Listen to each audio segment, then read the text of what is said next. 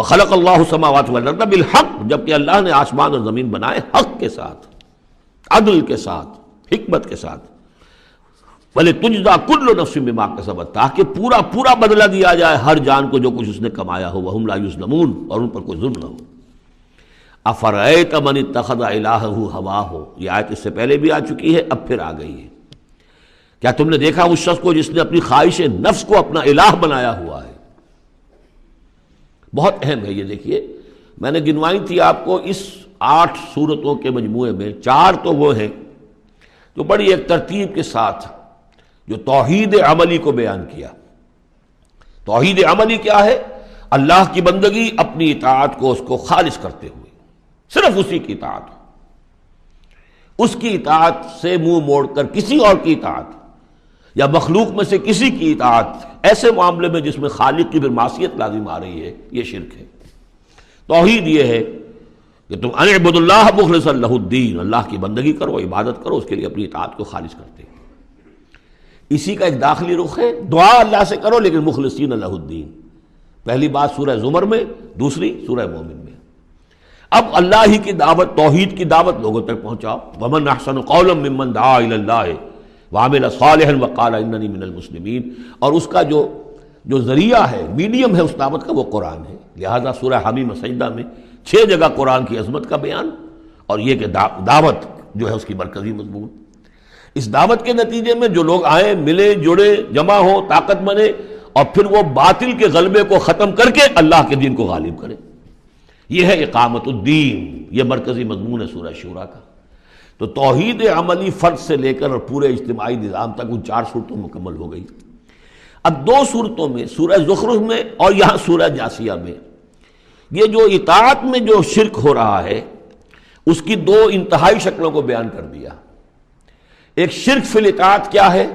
انسانی حاکمیت کا تصور، حاکم تو اللہ ہے صرف، ان الحکم الا للہ لا یشرک فی حکمہ احدا لم یکن لہ شریک فی الملک، سورہ یوسف میں اور سورہ بنی اسرائیل میں اور سورہ کہف میں یہ سارے مضامین ہم پڑھیں۔ لیکن کوئی بھی حاکمیت کا اگر دعویٰ کرتا میں حاکم ہوں یہاں کا، جو چاہوں کروں، تو اس نے خدائی کا دعویٰ کیا، یہ تو شرک کی بدترین شکل ہو گئی۔ یہی دعویٰ فرعون کا تھا، یہی نمرود کا تھا۔ اسی طریقے سے انفرادی سطح پر شرک فی الاطاعت کیا ہے؟ نفس آپ کا جو ہے اندر ایک تقاضا کرتا ہے مجھے اس وقت یہ چیز چاہیے، اور آپ کو معلوم ہے کہ وہ حرام ہے، اللہ نے اسے حرام ٹھہرایا ہے۔ نفس میں فرض کیجئے جنسی خواہش ابھری ہے، حلال ذریعہ اس وقت آپ کے پاس کوئی نہیں ہے، بیوی موجود نہیں ہے یا شادی نہیں ہوئی آپ کی، نفس زور لگا رہا ہے، آپ نے کوئی حرام راستہ اختیار کر لیا۔ کیا معنی ہوئے؟ کہ آپ نے نفس کی اطاعت کی ایک ایسے کام میں جو اللہ نے منع کیا ہوا، تو آپ کا معبود کون ہوا؟ نفس۔ چاہے آپ لا الہ الا اللہ کا ورد کر رہے ہوں، لیکن اگر خواہش نفس کی اطاعت کر رہے ہیں اس چیز میں کہ جو اللہ نے حرام کر دی، ہاں خواہش نفس، بھوک لگی ہے کھاؤ، حلال چیز کھاؤ، بالکل جان پر بن گئی ہے تو ٹھیک ہے، صرف جان بچانے کے لیے حرام شے بھی کھا سکتے ہو، لیکن وہ جب کہ جان پر بن گئی، ورنہ نہیں، عام حالات میں نہیں۔ اب یہ کہ اللہ تعالیٰ نے جو بھی خواہش ہے، جنسی خواہش ہے، شادی کرو، نکاح کرو، لیکن حرام ذریعے سے نفس کا کوئی تقاضا پورا کیا تو اس کے معنی کیا ہوئے؟ تمہارا معبود اب نفس ہے۔ اس سے بھی آگے بڑھ کر حضور نے اس طرح واضح کر دیا، تعس عبد الدینار و عبد الدرہم، ہلاک ہو جائے درہم و دینار کا بندہ۔ کیا مطلب؟ یہ روپیہ پیسہ جسے ہم کہتے ہیں وہ وہاں درہم و دینار تھا۔ درہم و دینار کا بندہ کون ہے؟ جو درہم و دینار کی محبت میں اتنا مبتلا ہو گیا ہے کہ وہ یہ نہیں دیکھتا کہ میں حلال سے لے رہا ہوں یا حرام سے لے رہا ہوں، معلوم ہوا اس کا اصل معبود یہ دولت ہے، یہ روپیہ پیسہ ہے، یہ درہم و دینار ہے۔ نام تو عبد الرحمن رکھا ہوا اس نے اپنا یا اس کے والدین نے رکھا ہوگا، لیکن وہ ہے عبد الدینار، اس لیے کہ وہ تو دینار کی محبت میں وہ اللہ کے احکام کو توڑتا۔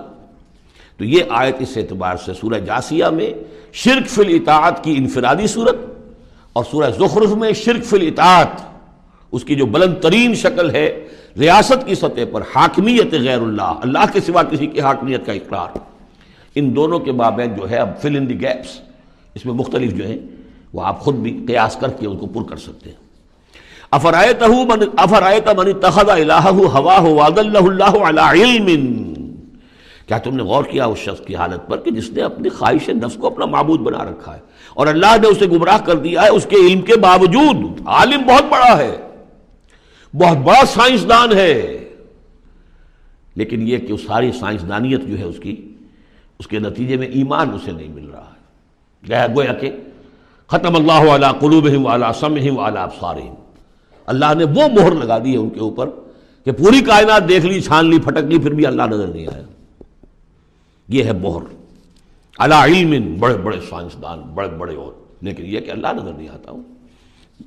وہ ختم، دیکھیے وہی الفاظ آگے آ گئے، وہ ختم علی سمعہ وقلبہ وجعل علی بصرہ غشاوہ، اللہ نے اس کے دل پر مہر لگا دی، اس کے دل پر، اس کی سماعت پر اور اس کے آنکھوں پر پردہ ڈال دیا ہے۔ فمن یہدیہ من بعد اللہ، تو اب اللہ کے اس فیصلے کے بعد اب کون اسے ہدایت دے سکتا ہے؟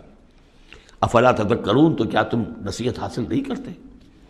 وقالوا ما هي الا حیاتنا الدنیا نموت ونحیا، اور وہ یہ کہتے ہیں کہ نہیں ہے ہماری بس دنیا کی زندگی کے سوا اور کوئی زندگی نہیں، ہم خود ہی مرتے ہیں خود ہی جیتے ہیں۔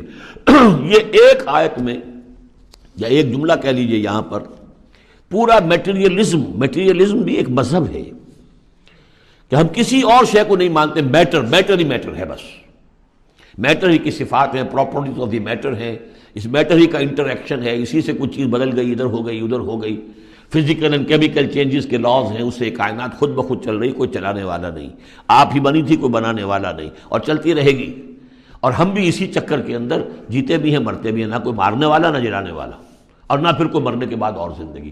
یہ ہے میٹیریلزم، اس کی بہت سے پھر سمجھیے شیڈز ہیں، امپیریسزم ہے، لاجیکل پازیٹیوزم ہے، یہ سب فلسفے اس میٹیریلزم کی شاخیں ہیں۔ وہ کیا کہتے ہیں؟ وقالوا ما هي الا حیاتنا الدنیا نموت ونحیا وما یہلکنا الا الدہر، ہمیں ہلاک کرتی ہے صرف یہ دہر کی گردش، زمانے کی گردش سے ہلاک ہوتے ہیں، کوئی ہلاک کرنے والا اللہ نہیں ہے، کوئی فرشتہ نہیں ہے جو آ کر جان قبض کرتا ہو۔ وما لهم بذلک من علم، حالانکہ ان کے پاس کوئی علم نہیں ہے، کوئی ذریعہ نہیں ہے کہ جس سے ان باتوں کو یہ جان سکے۔ انہم الا یظنون، وہ تو صرف ظن سے کام لے رہے ہیں، گمان ہے، اٹکل پچو ہے۔